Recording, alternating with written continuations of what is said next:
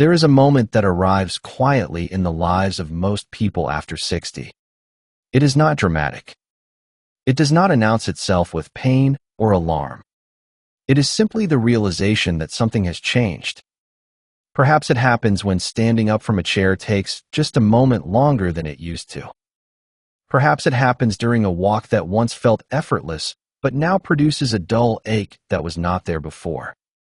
Perhaps it happens at night, when the feet remain cold despite warm socks and a heated room, or when a sudden cramp seizes the calf muscle and wakes you from sleep. These moments are easy to dismiss as simply part of getting older.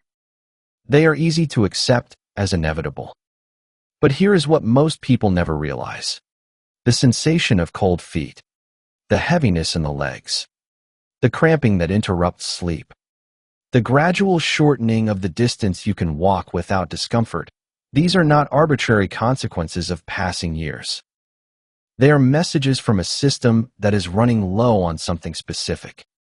They are signals that the blood vessels are not receiving what they need to do their job. And the quiet mistake most people make is assuming that this decline is permanent, that nothing can be done except to adjust and accommodate. That assumption, as it turns out, is worth examining more closely. Because the research over the past 2 decades has revealed something that changes the entire conversation about circulation after 60. The body retains the ability to restore blood flow. The vessels remain capable of widening. The legs remain capable of receiving the blood they need. But they require something that most modern diets no longer provide. What we are going to explore in the next hour is not a miracle cure or a hidden secret. It is a biological pathway that has operated in the human body for thousands of years. One that connects the soil in which vegetables grow to the warmth in your feet.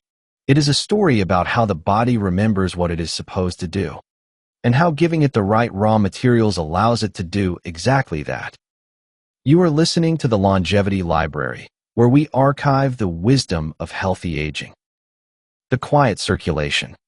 Understanding how blood flow changes with time and what supports it. There comes a moment in the lives of many older adults when they notice something has changed in their legs. Perhaps it happens while sitting quietly in the evening, when the feet feel persistently cold despite warm socks and a heated room.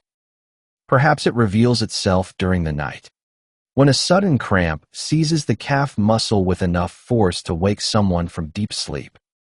Or perhaps it shows up during a walk that used to feel effortless, but now produces a dull ache that demands sitting down.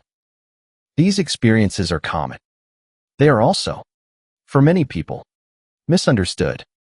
The gradual shift in how legs feel and function is often attributed simply to getting older, as if declining circulation were as inevitable as gray hair or changing vision. But the relationship between aging and blood flow is more complex than that. It involves specific biological processes that respond to what we do, what we consume, and how we live. Understanding these processes opens the door to a different relationship with our bodies as the decades pass. The circulatory system performs its work silently. The heart beats approximately 100,000 times each day, pushing blood through a network of vessels that would circle the earth more than twice if laid end to end. This blood carries oxygen to every cell, delivers nutrients, removes waste, and maintains the environment in which cells function. When this system operates smoothly, we do not notice it. We only notice when something changes. In the legs, circulation faces unique challenges. Blood must travel downward against gravity to reach the feet, then return upward to the heart. The vessels in the legs are equipped with one-way valves and surrounded by muscles that help push blood along its path. This system works remarkably well for decades. Then, gradually, it begins to work less well. What follows is an exploration of what happens to leg circulation over time, why it happens, and what the research suggests about maintaining it. This is not a guide to curing disease or reversing inevitable decline. It is an examination of patterns, possibilities, and the quiet ways the body responds to what we offer it. The vessel wall and its changing nature. To understand why circulation changes with age, it helps to understand the blood vessel itself. Arteries are not simply passive pipes through which blood flows.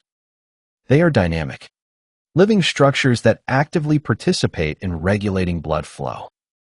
The innermost layer of every artery, called the endothelium, is a single layer of cells that lines the entire circulatory system. If this layer could be removed and spread flat, it would cover an area roughly the size of several tennis courts. These endothelial cells are remarkably busy. They sense changes in blood flow and pressure. They release signals that tell the surrounding smooth muscle whether to relax or contract. They help prevent blood cells from sticking to vessel walls where they might form clots. They regulate the passage of nutrients and waste between blood and tissues. And they produce a molecule of particular importance, one that scientists have studied extensively in recent decades. This molecule is called nitric oxide. It is simple in structure, consisting of one nitrogen atom and one oxygen atom. But its effects on the circulatory system are profound. When endothelial cells produce nitric oxide, it diffuses into the adjacent smooth muscle cells and signals them to relax. Relaxed muscle means widened vessels. Widened vessels mean increased blood flow. In a young, healthy circulatory system, this process happens continuously and automatically. Endothelial cells produce a steady baseline of nitric oxide, and they ramp up production when tissues demand more blood. During exercise, for example, the increased flow itself stimulates endothelial cells to release additional nitric oxide, which widens vessels further and allows even more blood to reach working muscles. With passing decades, this system changes. The endothelium becomes less responsive. It produces less nitric oxide in response to the same signals. The smooth muscle becomes stiffer and less able to relax fully. The vessels narrow slightly, not enough to notice immediately, but enough to reduce flow over time. This is not a disease process for most people. It is a gradual shift in how the system operates. Research examining blood flow in the legs of healthy older adults has documented these changes. When measured under controlled conditions, leg blood flow in people over 60 is often significantly lower than in younger individuals, even when both groups are healthy and free of vascular disease. The difference is not dramatic enough to cause symptoms at rest, but it becomes apparent when demand increases. Walking uphill, carrying groceries, or simply standing for extended periods may require more blood flow than the aging vessels can easily provide. This helps explain why leg symptoms often appear during activity. The cramping that occurs after walking a certain distance, known to clinicians as claudication, reflects the moment when oxygen demand exceeds oxygen supply. The muscles send signals of distress, and the only relief comes from stopping and allowing blood flow to catch up with demand. The oral connection, one of the more surprising discoveries in circulation research, involves the mouth. The process of producing nitric oxide does not begin in the blood vessels alone. It begins on the tongue. Certain bacteria that naturally colonize the mouth have the ability to convert a compound called nitrate into another compound called nitrite. These bacteria are not harmful. They are part of the normal oral microbiome, and they perform a function that the human body cannot perform on its own. Humans lack the enzymes needed to efficiently convert nitrate to nitrite. The bacteria on the tongue provide what our own cells cannot. This matters because nitrate enters the body primarily through food. Vegetables, particularly leafy greens and root vegetables, contain significant amounts of nitrate absorbed from the soil. When someone eats a salad or drinks vegetable juice, the nitrate in that food travels to the mouth, where these bacteria begin their work. The nitrite produced by oral bacteria is then swallowed and enters the stomach. In the acidic environment of the stomach, some of this nitrite converts to nitric oxide directly. The remainder is absorbed into the bloodstream, where it can be converted to nitric oxide elsewhere in the body, including in the blood vessels themselves. This pathway represents a completely different route to nitric oxide production than the one used by endothelial cells. It does not depend on the health or responsiveness of the endothelium. It depends only on consuming nitrate-containing foods and maintaining the oral bacteria that process them. The implications of this for older adults are worth considering. As endothelial production of nitric oxide naturally declines with age, the dietary nitrate pathway offers an alternative source. It provides raw material that the body can use to produce nitric oxide regardless of how well the endothelial cells are functioning. This is why researchers have become interested in measuring how different foods and drinks affect blood flow. If the dietary nitrate pathway can be supported through specific choices, it might help maintain circulation even as the endothelial pathway becomes less efficient. The foods that support this pathway. Not all plant foods contain significant amounts of nitrate. The concentration varies widely depending on the plant species, the soil in which it grew, and how it has been stored or prepared. Some vegetables consistently show high nitrate levels across multiple studies. Others show very low levels regardless of growing conditions. Leafy greens rank among the most concentrated sources. Arugula, in particular, has drawn attention from researchers because its nitrate content exceeds that of most other commonly consumed vegetables. Spinach and lettuce also contain substantial amounts, though typically less than arugula. Beetroot stands out among root vegetables for its consistently high nitrate concentration. Celery, radishes, and certain Asian greens round out the list of vegetables that reliably deliver significant nitrate. The form in which these vegetables are consumed affects how much nitrate actually enters the body. Chewing releases nitrate from plant cells and mixes it with saliva, where oral bacteria begin their work. Juicing accomplishes the same release of nitrate, but delivers it in liquid form that mixes with saliva during drinking. Cooking can reduce nitrate content, particularly if the vegetables are boiled and the cooking water discarded. Steaming or light cooking preserves more of the original nitrate. The timing of consumption also appears to matter. Nitrate levels in the body follow a pattern throughout the day, typically highest after meals and lowest in the early morning before eating. Consuming nitrate-rich foods or drinks on an empty stomach may lead to more efficient absorption and conversion, since nothing else competes for the body's digestive and metabolic attention. Researchers studying the effects of nitrate-rich foods on circulation have used various approaches to measure results. Some have measured blood pressure before and after consumption. Others have used ultrasound to measure how much arteries widen in response to increased flow. Still others have measured the actual concentration of nitrite in the blood, which serves as a marker for how much nitrate has been converted. The pattern across these studies suggests that nitrate from food reliably increases nitrite levels in the blood and improves various measures of vascular function. The effects appear within hours of consumption and persist for hours afterward. With daily consumption, the effects accumulate over time, leading to improvements that exceed what any single serving provides. Beetroot and its consistent appearance in research. Among all the foods studied for their effects on circulation, beetroot appears most consistently in the scientific literature. Researchers have published hundreds of studies examining beetroot juice, beetroot powder, and whole beets in relation to blood pressure, blood flow, and exercise performance. The reason for this attention is straightforward. Beetroot contains higher concentrations of nitrate than almost any other commonly available food.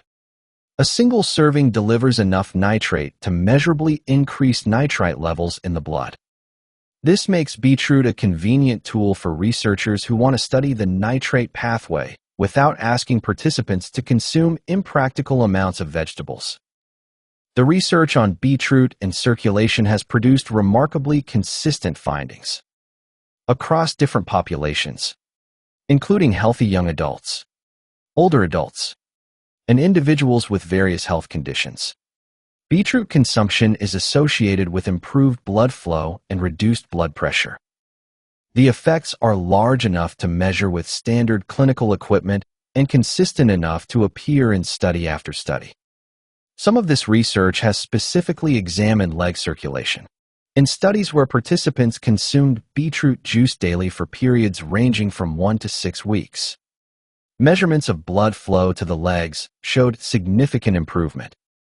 Participants also reported improvements in how their legs felt during walking, with less discomfort and greater distance covered before symptoms appeared. The timing of these effects follows a predictable pattern. Within 2 to 3 hours of consuming beetroot juice, nitrite levels in the blood peak. This corresponds to the period when blood pressure reaches its lowest point and blood flow its highest. Over subsequent days of daily consumption, the baseline level of nitrite in the blood gradually rises, suggesting that the body maintains higher nitrate availability even between servings. Researchers have also examined whether the form of beetroot matters. Whole beets, beetroot juice, and beetroot powder all appear effective, though the concentration of nitrate varies between forms. Juices and powders allow for more precise dosing and are easier to incorporate into daily routines for some people. Whole beets provide the additional benefit of fiber and other nutrients that are reduced in juicing. The green vegetables that match or exceed beets. While beetroot receives the most research attention, it is not the most concentrated source of nitrate. That distinction belongs to certain leafy greens, particularly arugula. When researchers have measured nitrate content across hundreds of foods, arugula consistently ranks at or near the top. The difference in concentration is substantial. Pound for pound, arugula contains roughly twice the nitrate of beetroot. This means that a serving of arugula delivers more nitrate than a serving of beets, though the practical challenge involves consuming enough arugula to match the nitrate in a glass of beetroot juice. A full cup of arugula weighs relatively little, so achieving high nitrate intake from arugula requires eating it in substantial quantities. Spinach also ranks high in nitrate content, though typically below arugula. The nitrate concentration in spinach varies more than in arugula, depending on growing conditions and how it is stored. Fresh spinach contains more nitrate than spinach that has been stored for several days, as nitrate gradually converts to other compounds over time. Celery provides another reliable source, though its concentration falls below that of leafy greens and beets. The advantage of celery lies in its versatility and the ease with which it can be juiced. A glass of fresh celery juice delivers a significant nitrate dose without requiring large volumes of liquid. The pattern that emerges from examining these foods is that nitrate is not distributed evenly across the plant kingdom. It concentrates in certain vegetables, particularly those that grow in soil and have high requirements for nitrogen. The same nitrogen that plants use to build proteins and DNA becomes available to humans as nitrate when we eat those plants. This explains why traditional diets in many cultures included substantial amounts of these vegetables. Before modern agriculture and food processing, people ate what grew locally and what could be stored through winter. In many regions, this meant diets rich in leafy greens during growing seasons and preserved vegetables during other times.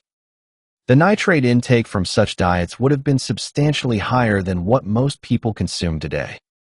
The sugar complication. Any discussion of drinks that support circulation must acknowledge the complication introduced by sugar. Many beverages that contain beneficial compounds also contain significant amounts of added or natural sugar.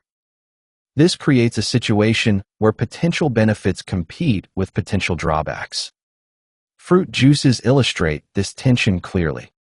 Pomegranate juice, tart cherry juice, and watermelon juice all contain compounds that research suggests may support circulation.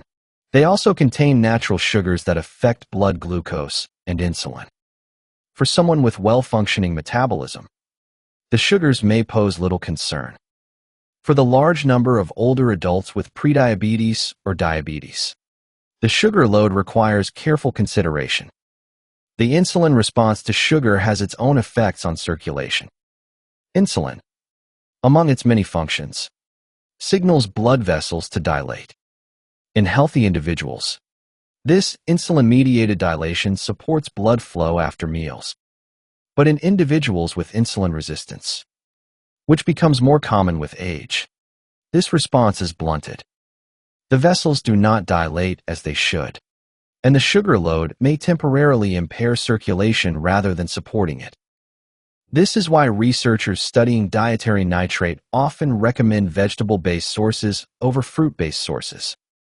Vegetables deliver nitrate with minimal sugar content. Fruits deliver nitrate with varying amounts of sugar. For daily, long-term use, the vegetable sources offer advantages that become apparent over time. The preparation of these beverages also affects sugar content. Commercial juices often contain added sugars beyond the natural sugars present in the fruit. Reading labels becomes essential for anyone trying to understand what they are actually consuming. The ingredient list should contain only the fruit or vegetable itself, without added sweeteners, preservatives, or other ingredients. For those who prefer fruit-based options, dilution offers a practical strategy. Mixing 1 part juice with 2 or 3 parts water reduces the sugar concentration while preserving most of the beneficial compounds. Drinking fruit juices with meals rather than alone may also moderate the blood sugar response, as other nutrients slow the absorption of sugar. The temperature question: how a beverage is prepared and consumed affects what it delivers. This is particularly true for teas and other drinks that require hot water for extraction. The temperature of the water, the duration of steeping, and what is added afterward all influence the final product. Green tea provides a clear example. The catechins in green tea, which are the compounds associated with vascular benefits, are sensitive to high temperatures. Water that is boiling when poured over tea leaves destroys a significant portion of these compounds. Water heated to approximately 170 degrees Fahrenheit, well below boiling, extracts the catechins while preserving their structure. The same principle applies to other herbal teas, though the optimal temperatures vary. Hibiscus tea, which has been studied for its effects on blood pressure and blood flow, releases its beneficial compounds at temperatures just below boiling. Steeping for longer periods, up to 10 minutes, allows more complete extraction than the 2 or 3 minutes many people use. Cold preparation offers an alternative for some teas. Cold steeping, where tea is placed in cold water and refrigerated for several hours or overnight, extracts different compounds than hot water does. The resulting beverage has a different flavor profile and different concentrations of various compounds. For those who prefer cold beverages, this method provides a way to consume tea without heating it. Cocoa presents its own temperature considerations. The flavonols in cocoa, which are associated with improved blood flow, are present in raw cocoa powder but can be degraded by high temperatures and by the alkalization process used to make Dutch processed cocoa. Natural, non-alkalized cocoa powder retains more of these compounds than the darker, smoother cocoa powders often used in baking. The mouthwash discovery. One of the more unexpected findings in circulation research involves mouthwash. Because the conversion of nitrate to nitrite depends on bacteria living on the tongue, anything that disrupts these bacteria may disrupt the entire nitrate pathway. Studies have confirmed that using antibacterial mouthwash reduces the ability to convert dietary nitrate into nitrite. When people consume nitrate-rich foods or drinks after using mouthwash, their blood levels of nitrite do not rise as much as when they have not used mouthwash. The bacteria that perform this conversion are temporarily suppressed or killed, and the pathway is interrupted. This effect lasts for hours after mouthwash use. The bacteria begin to repopulate the tongue over time, but the window during which nitrate from a meal would normally be converted may pass before they recover. For someone who uses mouthwash twice daily, the cumulative effect on nitrate conversion could be substantial. The research in this area has led some experts to suggest that the timing of mouthwash use matters for those relying on dietary nitrate for circulation support. Using mouthwash well before or well after consuming nitrate-rich foods may minimize the interference. Using mouthwash immediately after a meal, when nitrate from that meal would normally be converted, may maximize the interference. This does not mean mouthwash is harmful or should be abandoned. Oral hygiene remains important for dental health and for preventing the systemic inflammation that can result from gum disease. It means that the relationship between oral health practices and circulatory function is more complex than previously understood, with trade-offs that each individual must consider based on their priorities. The medication intersection. Many older adults take medications that affect their circulatory system. Blood pressure medications, in particular, are among the most commonly prescribed drugs for people over 60. These medications work through various mechanisms, all ultimately aimed at reducing the workload on the heart and vessels. When dietary interventions that also affect blood pressure are added to medication regimens, the combined effect requires consideration. Hibiscus tea, beetroot juice, and other nitrate-rich foods all have measurable effects on blood pressure. For someone whose blood pressure is well controlled by medication, adding these foods may lower pressure further than intended. This is not necessarily dangerous, but it warrants attention. Blood pressure that drops too low can cause dizziness, particularly when standing up quickly. Falls become more likely when blood pressure fluctuates. The goal is not to avoid beneficial foods, but to incorporate them thoughtfully, with awareness of how they interact with other factors. The same principle applies to medications that affect blood clotting. Some individuals take aspirin or other anti-clotting medications to reduce their risk of heart attack or stroke. Foods and drinks that affect platelet function or blood viscosity may interact with these medications in ways that are difficult to predict without monitoring. The appropriate response to these considerations is not fear or avoidance. It is communication with healthcare providers and attention to how the body responds. Blood pressure can be measured at home. Symptoms like dizziness or lightheadedness can be noted and discussed. The combination of medication and dietary changes can be managed effectively when both are understood. The cumulative nature of vascular health. One of the most important concepts in understanding circulation is that vascular health is cumulative. What matters is not any single meal or drink, but the pattern repeated over weeks, months, and years. The body responds to consistent signals more than to occasional interventions. This is why studies that examine long-term consumption patterns show different results than studies of single servings. A single glass of beetroot juice produces measurable effects that last for hours. Daily consumption over weeks produces effects that persist even when measured at times when no recent beetroot has been consumed. The body adapts to the consistent availability of nitrate by maintaining higher baseline levels of nitrite and perhaps by upregulating the enzymes involved in conversion. The same principle applies to other aspects of vascular health. Physical activity, sleep quality, stress levels, and dietary patterns all contribute to the cumulative state of the circulatory system. No single factor determines the outcome. The interplay of multiple factors over time creates the condition in which blood vessels either maintain their function or gradually lose it. This cumulative nature offers both challenge and opportunity. The challenge is that occasional good choices cannot offset a pattern of choices that undermine vascular health. The opportunity is that consistent moderate choices, maintained over time, produce results that exceed what any single choice could achieve. The body rewards persistence. The movement connection, circulation, and movement exist in a reciprocal relationship. Blood flow enables movement by delivering oxygen and fuel to muscles. Movement, in turn, stimulates blood flow by creating demand and by mechanically assisting the return of blood to the heart. The calf muscles play a particularly important role in this relationship.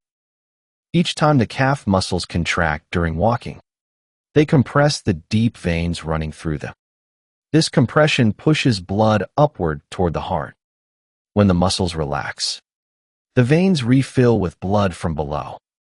This calf muscle pump, as it is called, does for the veins what the heart cannot do directly. It moves blood against gravity using the body's own movement. When movement decreases, this pump becomes less effective. Blood pools in the lower legs.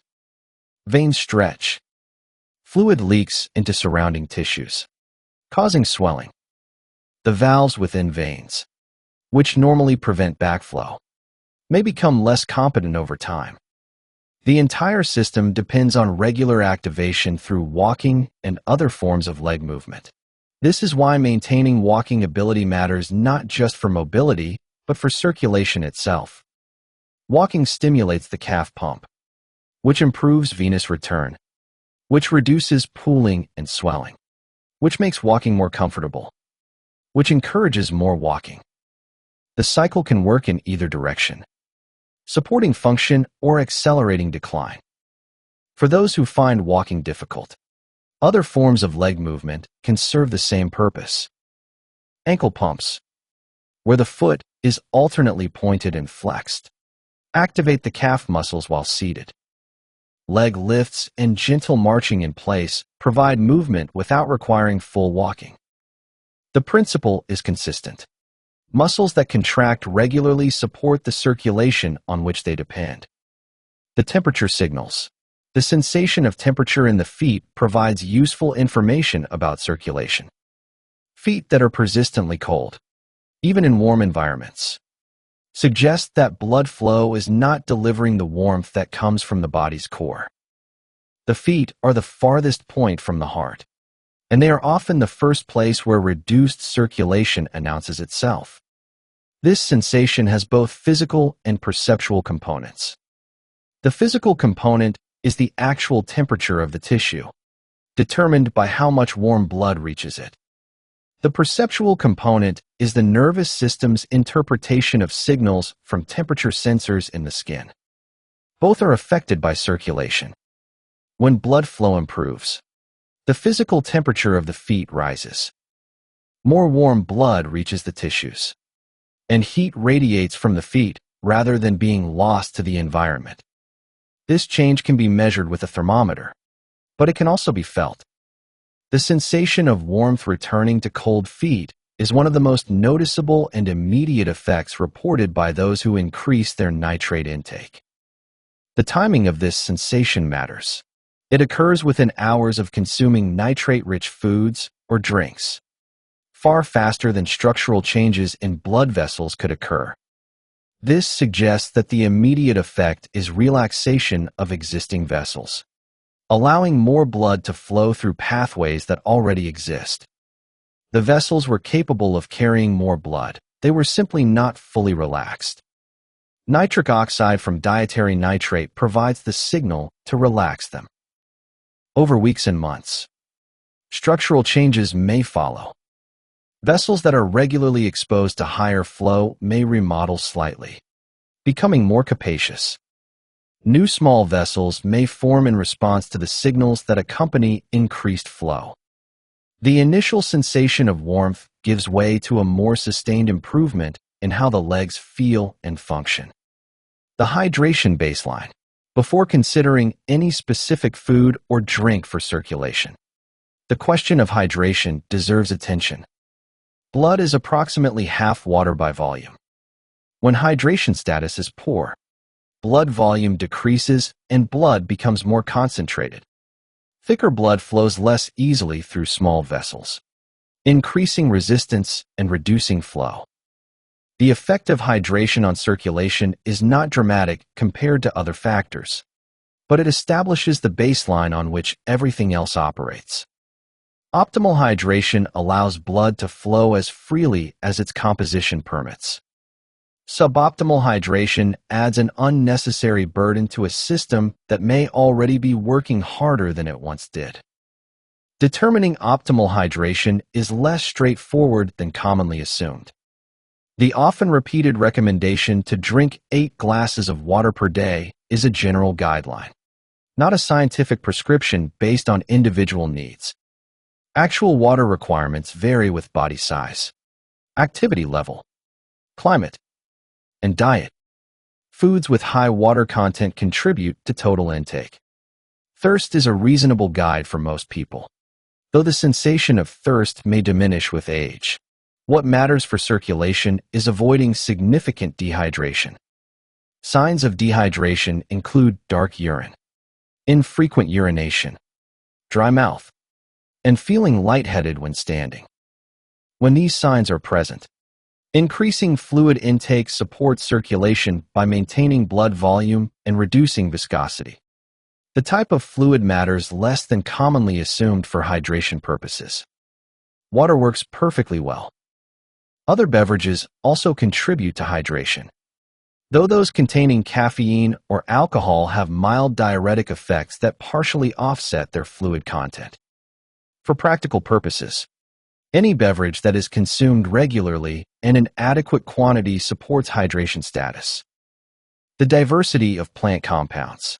Nitrate is not the only compound in plants that affects circulation. Plants produce thousands of different compounds, many of which have effects on human physiology. Some of these compounds work through mechanisms entirely separate from the nitrate pathway. Anthocyanins, the pigments that give berries and cherries their deep red and purple colors, have been studied for their effects on blood vessels. These compounds appear to reduce inflammation in vessel walls and improve the flexibility of arteries. They work slowly, over weeks of regular consumption, but their effects accumulate over time. Flavonols, found in cocoa and tea, stimulate the endothelium to produce its own nitric oxide. They do not provide nitrate directly, but support the body's native production pathways. This makes them complementary to nitrate-rich foods rather than replacements for them. Punicalagins, found almost exclusively in pomegranates, protect nitric oxide from breaking down once it has been produced. They act as antioxidants that neutralize the free radicals that would otherwise destroy nitric oxide molecules. This extends the lifespan of whatever nitric oxide the body produces, whether from endothelial sources or from dietary nitrate. The existence of multiple mechanisms means that variety in plant consumption may offer advantages over relying on any single source. Different compounds work through different pathways, affect different aspects of vascular function, and operate on different time scales.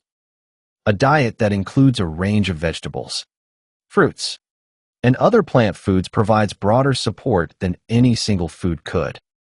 This diversity also explains why traditional dietary patterns, which typically included a wide variety of plant foods, supported vascular health across the lifespan. The specific combination of compounds, consumed regularly over decades, created conditions in which blood vessels maintained their function longer than they might have otherwise. The soil connection. The nitrate content of vegetables depends on the soil in which they grow. Plants absorb nitrogen from the soil primarily in the form of nitrate. The amount available in the soil determines how much accumulates in the plant tissues. Modern agricultural practices have changed soil composition in ways that affect nitrate content. Synthetic fertilizers provide nitrogen in forms that plants can use. But the relationship between fertilizer application and plant nitrate levels is not straightforward. Plants grown in rich, well-balanced soils typically contain higher nitrate levels than those grown in depleted soils. But excessive nitrogen application can produce high nitrate levels without corresponding increases in other nutrients. Organic farming practices, which rely on compost and other natural sources of nitrogen, typically produce vegetables with nitrate levels comparable to conventionally grown vegetables. The difference lies more in the associated compounds than in nitrate itself. Organically grown vegetables often contain higher levels of other beneficial compounds, as the plants produce more defensive chemicals when grown without synthetic pesticides. For the consumer, these considerations translate into practical guidance without requiring detailed knowledge of agricultural practices. Vegetables that are fresh, locally grown when possible, and consumed soon after harvest will generally contain higher nitrate levels than those that have been stored for long periods or transported long distances. The nitrate in vegetables gradually converts to other compounds over time, so freshness matters. The preparation variables, how vegetables are prepared, affects how much nitrate they deliver and how the body uses it. Cooking methods that involve water, such as boiling, leach nitrate into the cooking water. If that water is discarded, the nitrate is lost. Steaming, roasting, or eating vegetables raw preserves more of the original nitrate content. Juicing concentrates nitrate by removing fiber and water, allowing larger amounts to be consumed in a single serving. The trade-off is the loss of fiber and other nutrients that remain in the pulp. For those who struggle to consume large quantities of vegetables, juicing offers a practical solution. For those who can eat whole vegetables, the fiber provides additional benefits for digestion and blood sugar regulation. Chewing plays its own role in the nitrate pathway. The mechanical action of chewing releases nitrate from plant cells and mixes it with saliva, where oral bacteria begin their work. Drinking juice also mixes with saliva, but the mixing may be less thorough than with solid food. The practical significance of this difference is unknown, but the principle suggests that eating whole vegetables supports the initial conversion step more effectively than drinking them. Timing relative to other foods also matters. Consuming nitrate-rich foods on an empty stomach allows rapid absorption and conversion without competition from other nutrients. Consuming them with meals slows the process, but may provide more sustained nitrate levels over a longer period. Both approaches have their place, depending on individual goals and preferences. The consistency principle. Throughout the research on circulation and diet, one principle appears consistently. Consistency matters more than intensity. A moderate intake of nitrate-rich foods, maintained daily over months and years, produces more meaningful change than large intermittent doses followed by periods of nothing. This principle reflects the body's adaptive nature. The vascular system responds to persistent signals by adjusting its baseline function.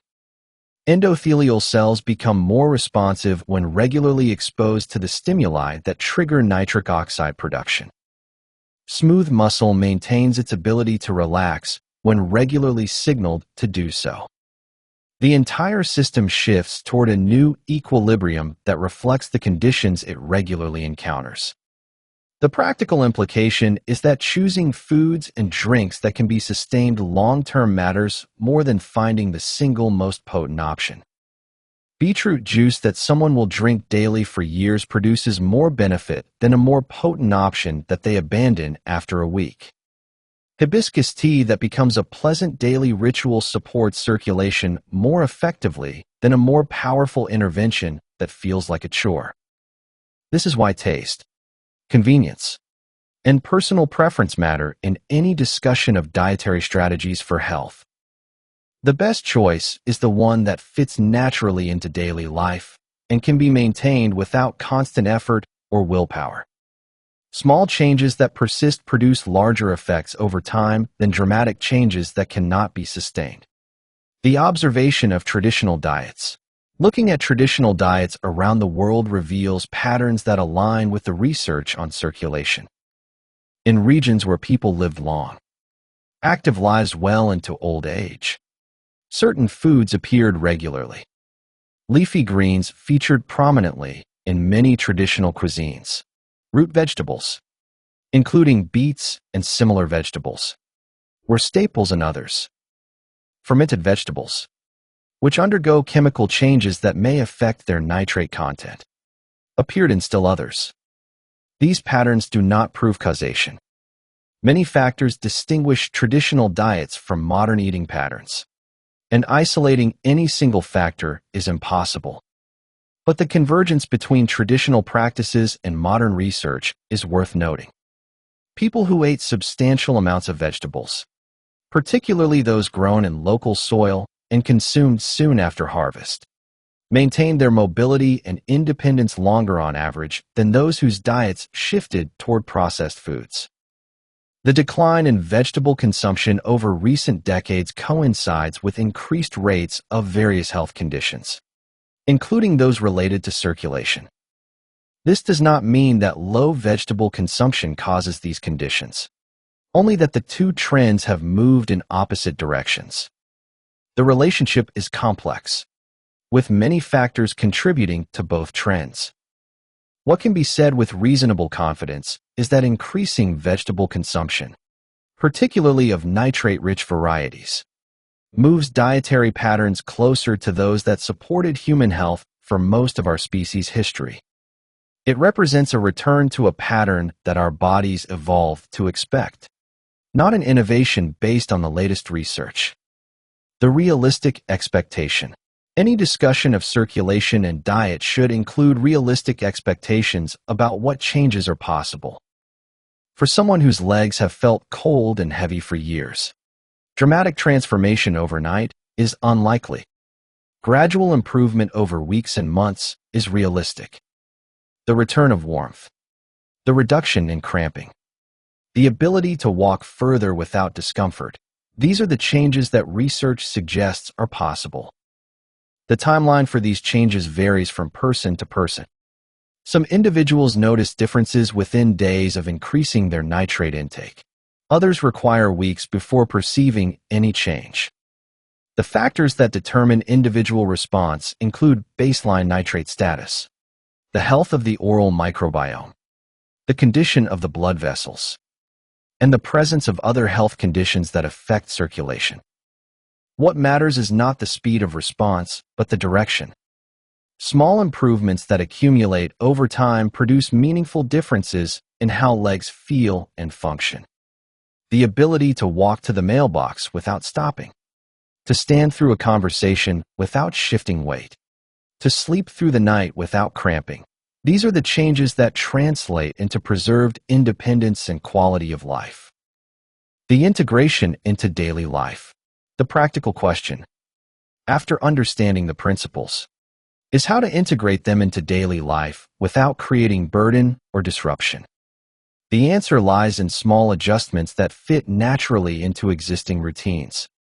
Morning offers a convenient time for nitrate-rich drinks. The stomach is empty.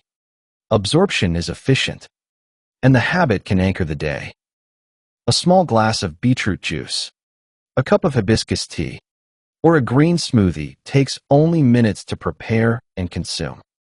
The effects last through the morning and into the afternoon. Meals provide opportunities to include nitrate-rich vegetables, salads with arugula or spinach, roasted beets as a side dish, celery sticks with lunch. These additions require minimal effort but increase nitrate intake substantially over time. Afternoon tea can serve as both a pleasant ritual and a circulation support. Hibiscus tea, green tea brewed at the correct temperature, or even a small cup of cocoa made from natural powder provides compounds that support vascular function through mechanisms separate from nitrate.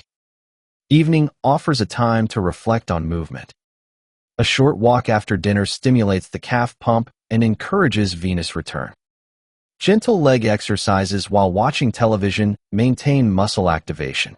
The day's accumulation of small efforts supports the circulation that will serve through the night and into the next day. The long view. Circulation after 60 is not simply a matter of genetics or luck. It reflects decades of accumulated choices and exposures, modified by whatever changes are made going forward. The body remembers what has been done to it, and it responds to what is done now. The research on dietary nitrate and blood flow offers a clear message. The body retains the ability to produce nitric oxide from food, regardless of age. The pathway remains open. The vessels remain capable of responding. The legs remain capable of receiving the blood they need. What is required is consistent provision of the raw materials that support this pathway. For those who begin providing these materials, the changes may be subtle at first. A little less cold in the feet. A little less cramping at night. A little longer walking before discomfort appears. These small improvements, sustained over time, accumulate into something substantial. The legs that once felt heavy and tired begin to feel more like they used to. This is not a return to youth. It is not a reversal of all the changes that time brings. It is a maintenance of function, a preservation of capacity, a continuation of the ability to move through the world with reasonable comfort and confidence. For most people, that is enough. That is what matters. That is what the research suggests is possible. The single most important idea to carry forward from our time together is this. The circulation that serves your legs every day is not fixed at birth and does not decline on an inevitable timetable. It responds to what you offer it. It adapts to the conditions you create. It uses the raw materials you provide to maintain the pathways that keep you moving. The research we have explored points to a simple and reassuring truth. The body retains its capacity to produce what it needs, provided it receives the building blocks that have supported human circulation for thousands of years. The vegetables that grew in soil, the leaves that absorbed sunlight, the roots that drew nitrogen from the earth. These are the same foods that supported the mobility of your grandparents and great-grandparents. They are still available. They still work through the same biological pathways. And they still offer the same quiet support for the legs that carry you through each day. If this conversation has sparked any reflections about your own experience with circulation, about the sensations in your legs that you may have dismissed as inevitable, about the foods that appear on your table or are missing from it, we would be honored to hear your thoughts in the comments.